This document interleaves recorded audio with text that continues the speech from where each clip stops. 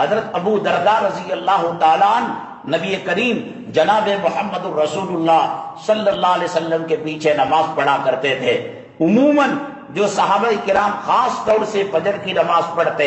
اشراق تک نبی کریم صلی اللہ علیہ وسلم کی مجلس لگتی، تمام صحابہ کرام بیٹھتے، کوئی خواب بیان کرتا، کوئی گھر کا واقعہ بیان کرتا، کوئی بچوں کی تعلیم و تربیت سے متعلق سوال کرتا۔ نبی کریم صلی اللہ علیہ وسلم کی وہ خوشبودار معطر مجلس اشراق تک چلا کرتی تھی۔ حضرت ابو درداء رضی اللہ تعالیٰ عنہ سلام پھیرنے کے بعد شریک مجلس نہیں ہوتے تھے، بڑے تیز قدموں کے ساتھ اپنے گھر کی طرف چلے جاتے تھے۔ ایک دن کا معاملہ، 2 دن کا معاملہ، 3 دن کا معاملہ، روز یہی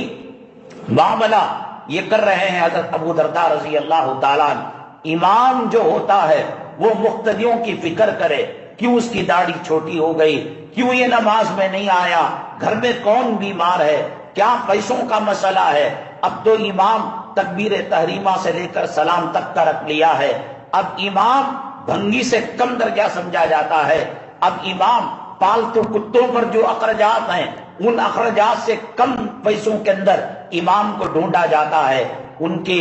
جو پالش ہوتی ہے، ان کا شیمپو ہوتا ہے، کتوں کا جو صابن ہوتا ہے، جو بسکٹ ہوتا ہے، اتنے میں تو 4 اماموں کی تنخواہ دی جائے گی۔ جو قوم نبی کے نائب اور جو قوم اپنے والدین کی نماز اور جنازے پڑھانے والی کے ساتھ اور اپنی نمازوں کو اللہ کے عرش تک پہنچانے کا جو ٹاور کا نیٹ ورک کا کام کرتا ہے، اس کو بھنگی سے کم تنخواہ دے اور اس کو واچ مین سے کم تنخواہ دے۔ شادی کی محفل کے اندر ناچنے والے کتے، حرام کھانے والے، سور کھانے والے، ماں بہنوں کی عزت کو ایک کرنے والے، عزتوں کے لٹیرے، آج ان کی عزت ہے۔ مؤذن صاحب آتے ہیں تو چہرے پر بل ڈال دیا جاتا ہے۔ یہی مؤذن قیامت کے دن آپ کی سفارش کرے گا، یہی امام حافظ قرآن اگر آپ کی سفارش کرے گا، نہ ماں کام آنے کی، نہ باپ کام آنے کا، نہ مالدار سیٹھ جی کام آنے کے،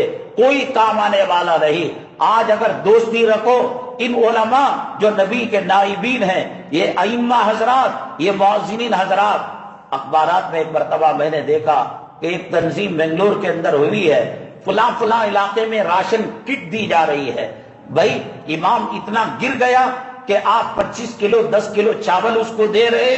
امام سارے علاقوں کو پالنے والا بنائیے، سارے لوگوں کی اسکولوں کی فیس بننے والا بنائیے۔ آج امام کو فقراء کی لائن کے اندر اور بھیک مگوں کی لائن کے اندر کھڑا کر کچھ دال دے دیا اور کچھ سبزی دے دی۔ یہ میں کہتا ہوں تم امام کی عزت نہیں کر رہے ہو، امام کی توہین کر رہے ہو۔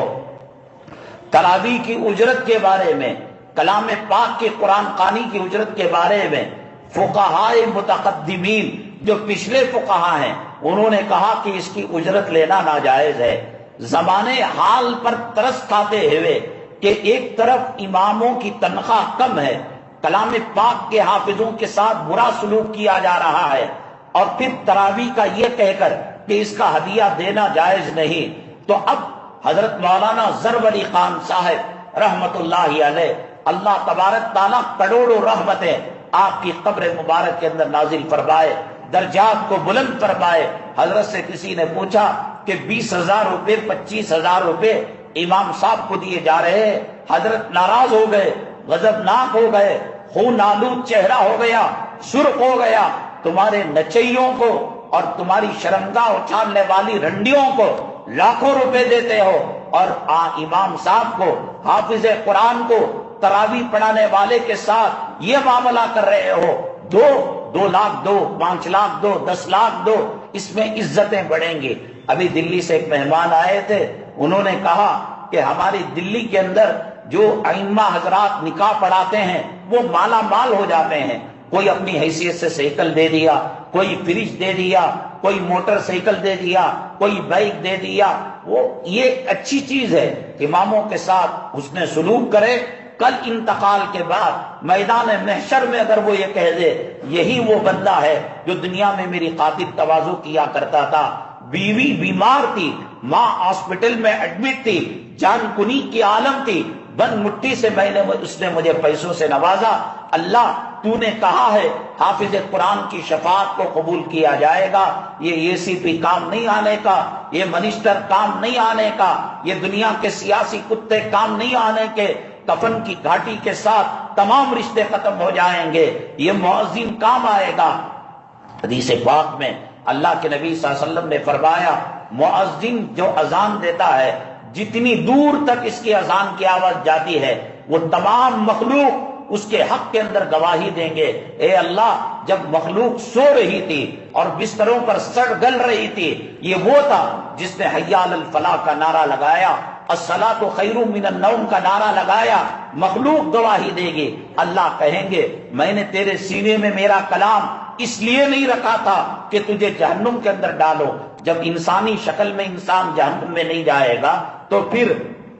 حافظ قرآن کیسے جا سکتا ہے؟ ان سے محبت کرو۔ اب نبی آنے والا نہیں ہے، اب رسول آنے والا نہیں ہے، اب آپ علاء الدین کا چراغ لے کر خواجہ اجمیری کو تلاش کریں گے، پیران پیر رحمت اللہ علیہ کو تلاش کریں گے، قاسم نانوتوی کو تلاش کریں گے، امداد اللہ مہاجر مکی کو تلاش کریں گے، فرید الدین گن شکر کو تلاش کریں گے، بختیار کاکی کو تلاش کریں گے، نظام الدین اولیاء کو تلاش کریں گے، شاہ محمد الیاس کو تلاش کریں گے، اور حضرت تھانوی کو، حضرت شیخ الاسلام کو، جو آئے چلے گئے، جو ہیں ظاہری طور پر کوئی عیب نظر نہیں آ رہا ہے کہ گھر کی عورتوں کو بے پردہ کیا ہوا ہے، گانوں کا رسیا ہے، ٹی وی سیریل کا رسیا ہے، یا جہاں دعوت ہوتی ہے منہ نہیں مار رہا ہے، بس وہی نبی کا نائب ہے، نبی کا خلیفہ ہے۔ اب آپ کو ان آنکھوں سے پیران پیر نظر نہیں آئیں گے